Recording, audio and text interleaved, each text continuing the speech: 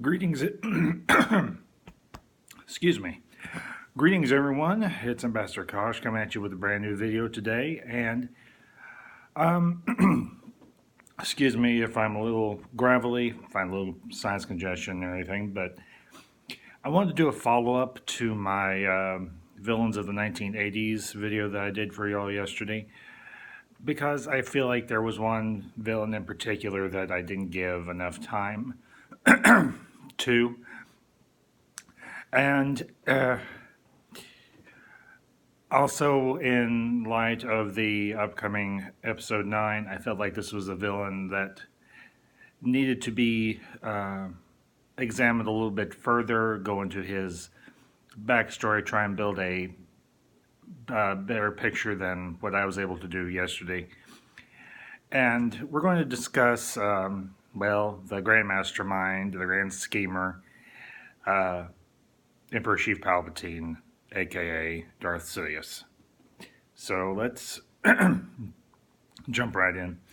And be fair warned, I will go a little bit into my thoughts on, and I have to an extent and everything, but I will go into my thoughts on his resurrection for episode 9, but that will not be the focus of this video. So this will be primarily a discussion of Palpatine.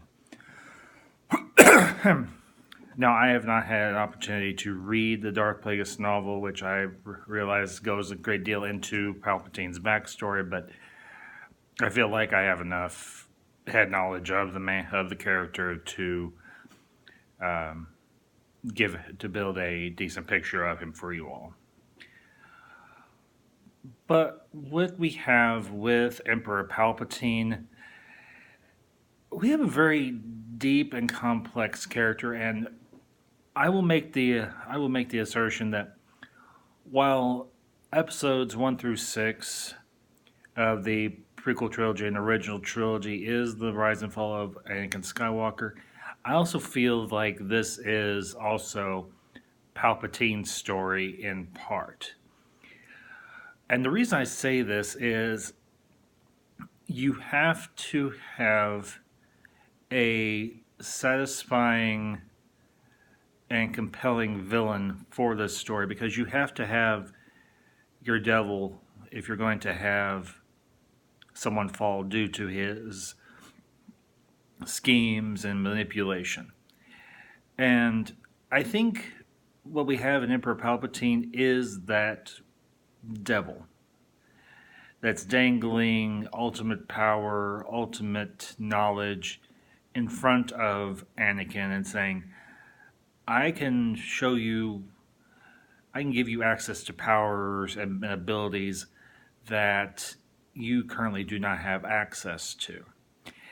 And I think with Palpatine, you not only have what some people may say, your quintessential devil character in Star Wars, but I think something that George Lucas did very masterfully, particularly in terms of how Palpatine is portrayed in the prequels is, and this was done deliberately by Lucas and everything, he mirrors Palpatine's rise and the rise of the Empire with what happened in Germany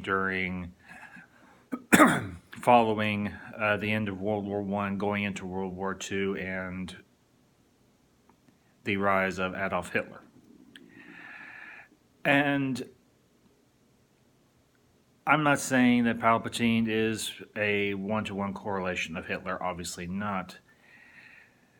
But I think there are elements of that historical figure, or at least elements of his personal history, or the history in general behind Hitler, that Lucas used to inspire the rise, or to mirror the rise of Emperor Palpatine.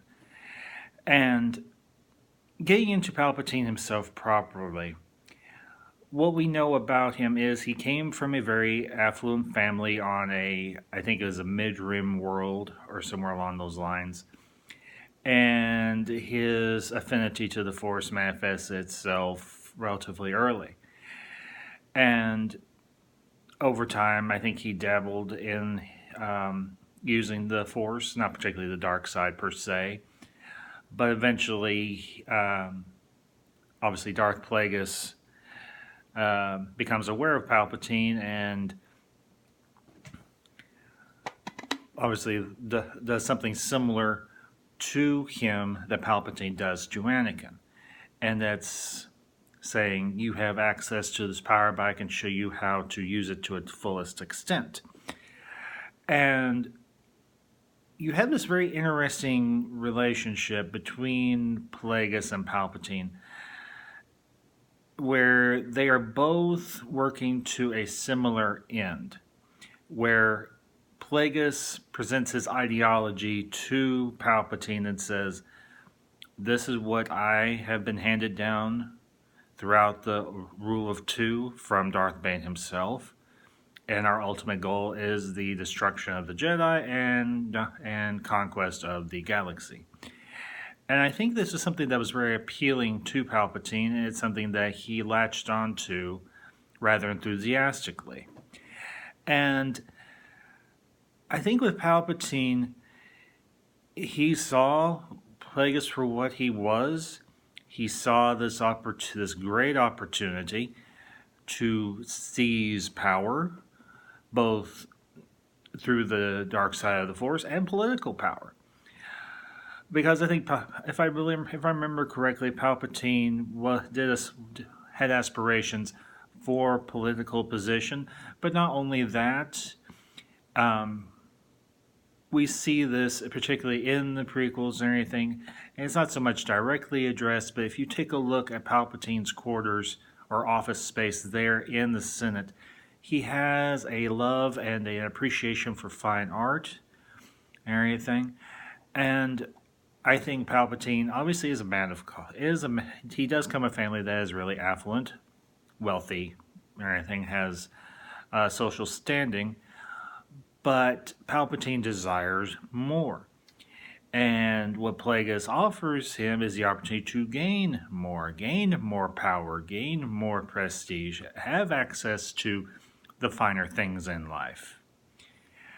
And obviously, Palpatine, over time and everything, he gains knowledge of the Force, and in particular of the dark side. And he realizes that the limits is quite limitless to what he can achieve through the power of the Force. But I think the great thing about Palpatine is his power in the dark side does not define him. I think a great aspect of Palpatine's character is, in fact, his mind. Because this is a man who is obviously extremely intelligent. And you could draw a parallel between Palpatine and Khan from Star Trek, because these were both men that were extremely intelligent, very capable, obviously. And when I talk about capability, I mean they have the capacity to learn and grow, both mentally and obviously physically, because Plagueis puts Palpatine through the rigors of Sith training in terms of lightsaber combat, in terms of force ability training, and so on. And Palpatine proves himself to be a rather skilled combatant, a rather skilled warrior. But I think what Palpatine is more interested in is the finer aspects, the more subtle aspects of the Force, and particularly the dark side. And while I think, at least in his younger years, he relished or he enjoyed lightsaber combat and so on. He wanted to develop his intelligence, his mental capacity. And I think, honestly, that is a great thing about Palpatine, because he's very much a schemer. He works behind the scenes, pulling the strings to get things to fall the way he wants. because by the time we get to episode 1, he has obviously um, elevated himself either by political manipulation and scheming and everything to be the representative of the planet of Naboo and everything in the Republic Senate, and you see you can almost in the scenes that he is in episode 1, you see the wheels turning in his mind, and you see him realizing that his time has come to put the next phase of the Sith's master plan into action. Because at this point, I think he has already killed Darth Plagueis and everything, as is known within the Sith Order, the Rule of Two and everything, that states that a apprentice must eventually challenge the master in combat, but rather than challenging him in combat, he uses his intellect, he uses his ability to scheme and to plan, and uses his mind to destroy his master, to destroy Darth Plagueis. And he has obviously taken Darth Maul as his apprentice and everything, and has been training him as a Sith assassin. And you have this interesting relationship between Palpatine and Maul, because you realize that Maul is the muscle of this duo. He is the enforcer of Sidious's, of Palpatine's will. Everything. Because obviously Maul is a very skilled, very capable combatant. Whereas Palpatine, he is capable of engaging in direct combat, but he prefers to use others. He prefers to use proxies to enact his will, to enact his schemes. And you see, you get the impression, particularly in episode 1, that when he comes in and everything, and he whispers in Padme's ear that they should call for a vote of no confidence of Supreme Chancellor Valorum due to the crisis on Naboo, that he has spun this web of conspiracy and everything, because he's obviously manipulating the Neimoidians, the Trade Federation, to his own ends. He is using Padme to his own ends, and he's using others in the Senate to reach his own ends. But he promises everyone that works alongside him that they will have a piece of the pie and everything, when in fact this is a half-truth. Because with Palpatine, the one thing you have to realize is he's not telling you 100% of the truth unless he believes that it will benefit him to do so. And this is obviously very true of the relationship that he builds with Anakin in between episodes 1 and 2, and obviously in between episodes 2, let's just say throughout the entire prequel era of movies and comics and the Clone Wars TV show and so on. But I think honestly that's one of the most compelling things about Palpatine is he,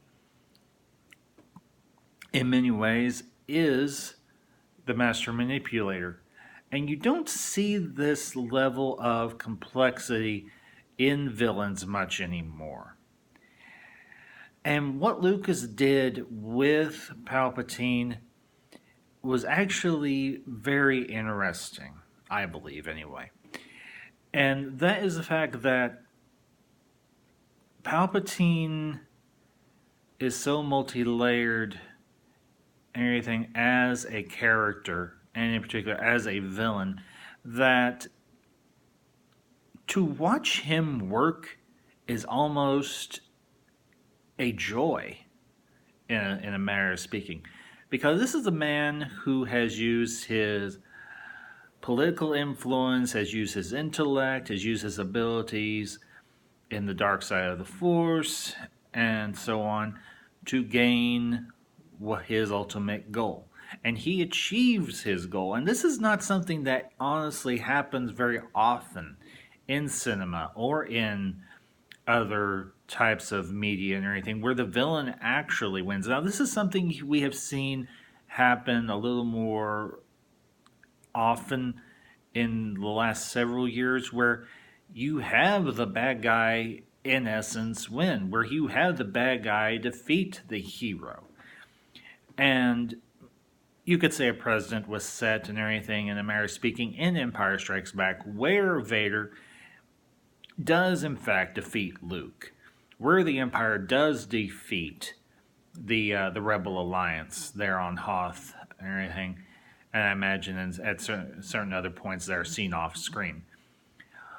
But what we have with Palpatine is you have the villain win. And I think obviously this had to be so and everything to set up the original trilogy storyline at the end of the prequels. But I think seeing Palpatine's schemes and seeing his interactions with the other characters, with the other senators, particularly in the deleted scenes from Revenge of the Sith, because there were several scenes that were cut from Revenge of the Sith that build the conflict between Palpatine and the other senators within the Republic and everything, who are wanting him to return his emergency powers to the Senate, but he's not entirely willing to do so. And these are not big blow-up arguments between Palpatine and the other senators, and Padme is one of those senators.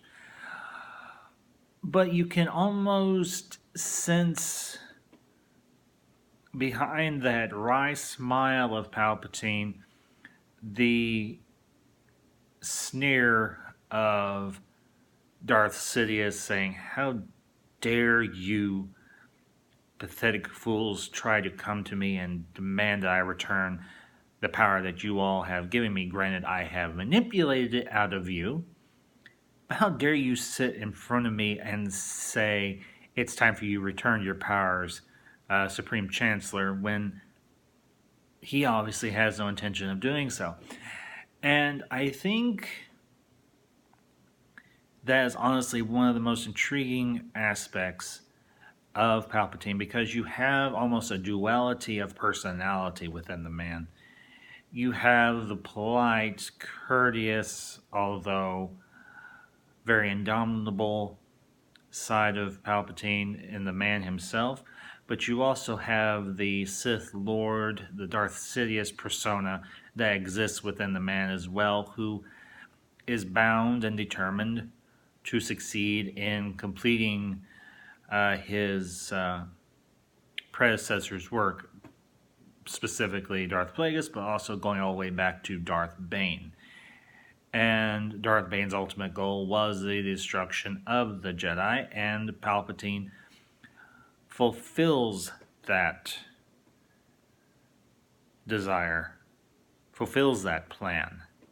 Now, it has taken the Sith centuries to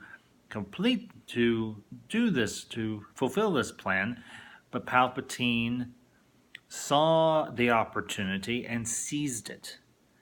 And I think, honestly, that is rather impressive. Most men, or most people, let's just say, most people, if they see an opportunity presented before them, they might be somewhat hesitant to seize it. Palpatine is presented this opportunity by Darth Plagueis to seize power, to seize this opportunity to do something great, although it is something terrible. But he doesn't hesitate. He pulls to use the euphemism, he pulls the trigger. He grasps hold of that power, grasps hold of that opportunity, and he runs with it. And he runs with it from the first moment we see him in episode 1 all the way till the end of Return of the Jedi, because he is obviously one who is, at least perceives that he is in control, and for the most part he is. But the thing is, he could not see Vader ever actually betraying him. Now, could we say that this was a deliberate character flaw that was written into Palpatine's character for plot convenience? Maybe. But I think as well, the other aspect of Palpatine's character is the fact that he is very arrogant. He does not believe that anyone can stand against his will. He does not believe that anyone can challenge him, even though on a few occasions this does in fact happen. Now granted, some of these schemes and everything that are carried out against him fail, and for obvious reason. But Palpatine, while he has all these pros to his character, he does have this one glaring flaw, this one glaring negative, and that is his arrogant demeanor. And you see it on full display in those final moments in Return of the Jedi, when Anakin hoists him up into the air and throws him down that reactor shaft. And I think, honestly, being able to watch episodes 1 through 6 in total, and you see this very charismatic, very in a manner of speaking, likable villain carry out his plan and succeed, and then at the same time you know that there is this arrogance to him, where he believes that he has become untouchable, that none can challenge his authority or his power, and ultimately is the one person that he seemingly trusted most that does betray him, who does throw him down that reactor shaft and destroys him. And that's why I think Palpatine, for good reason, was at the top of my list and everything of villains from the 80s. And I think the wonderful thing that we have with Palpatine is the fact that we do have the prequels, we do have the story of his rise, and so on, and we have this very intriguing character study of a person who came from a family that was affluent, who was powerful, but he wanted more. He wanted more power, and he was going to do whatever it took to get it. And you have Ian McDiarmid play Palpatine, honestly, pitch perfect. Now, obviously, he had several years after Return of the Jedi to go back and revisit the performance that he gave in Return of the Jedi. And then when Lucas and everything announces that he's going to be doing the prequels and they're going to be doing the story of Anakin and we're going to get more of Palpatine, I, for one, was actually rather interested in everything to see the backstory on this grand villain. And I think he is a grand villain. I think he is a great villain. Everything, but I think he's also a cautionary tale and everything for wanting to seize too much power and being honestly, too arrogant. Because arrogance can lead to your downfall, even if you are at the pinnacle of power, where you think no one can touch you. But that brings me to my final point, and this will go into The Rise of Skywalker a little bit. I'm not going to go over this very long because I've already spoken to this and everything a little bit already. But if you consider the fact that Palpatine had a satisfying beginning and conclusion to his story arc, primarily in the movies, Granted, he's not in episode 4. You get a brief scene with him in episode 5, and then, of course, obviously, you have him play a major role in episode 6. Excuse me. I think the fact that you have his story arc concluded satisfactorily, he is ultimately destroyed, and it's done so in a very, well, a grandiose way, but there's finality to it. There's a finality and a permanency to Palpatine's death in Return of the Jedi. And honestly, I think it is, to be perfectly candid, it is heartbreaking to see him being brought back in episode 9 as the major villain of the story, and that they're almost, yeah, I know a lot of people give this gripe that they are undoing Anakin's story, and yes, this is true. They are undoing Anakin's story and his sacrifice at the end of Return of the Jedi. But you're also undoing Palpatine's story as well, and I think that's almost as terrible a decision and terrible an idea as undoing Anakin's resolution and redemption at the end of Return of the Jedi, because you had a perfect ending for Palpatine, and now J.J. Abrams is resurrecting Palpatine, as I've said before and everything in a couple other videos, because one, Rian Johnson screwed the pooch and killed off Snoke in TLJ, and now they're going to resurrect Palpatine for one movie, and if the rumors are to be believed, they're going to just kill him off again. And I think, honestly, that's lazy storytelling. Now, granted, yeah, they got painted into a corner by Johnson's stupidity, and I'll call it such. But you could have left Palpatine in the grave, and you could have just simply had the villain be Kylo Ren for episode 9. He would have done fine. Would it have been the greatest villain of all time? No. But it could have worked.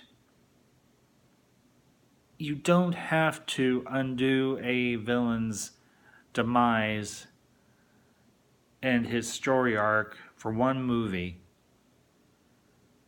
because a pre-existing villain, you don't think is going to carry the story. And I think, honestly, that's very sad. Because I know a lot of people cheered and were extremely happy when Ian McDiarmid showed up on the stage and everything there at I think it was D23 or Star Wars Celebration or one of the two, when they had, I think it was the first teaser trailer, and he comes out on the stage and in his Palpatine voice or his Sidious voice and says, "Play it again." I honestly feel bad for Ian McDiarmid from him being drugged back in to reprise his role as Palpatine, because honestly there was no need, and I'm not going to belabor this point, because if you want my full opinion, just go watch my Phantom Menace versus J.J. Abrams video, or even watch my video and everything on Rian Johnson and his comments about Empire Strikes Back in comparison to The Last Jedi. But yeah, Palpatine had a perfect story arc. There's no reason to have brought him back. It's just simply lazy story writing, or lazy writing and lazy storytelling. And I don't buy a single drop of anything that J.J. Abrams has said and everything about you don't have a villain drop out you don't have a villain not have a final word at the end of a story. The Disney trilogy is divorced from the Star Wars saga. It has nothing to do with episodes 1 through 6 whatsoever. So, I hope you all have enjoyed this video. If you are new to my channel, thank you for watching. I hope you did enjoy this video. By all means, like and share, and if you enjoy my content, if you enjoyed this video, consider subscribing. You can follow me on Twitter at Rogue5778. And until next time, my friends, this is Ambassador Kosh, signing off.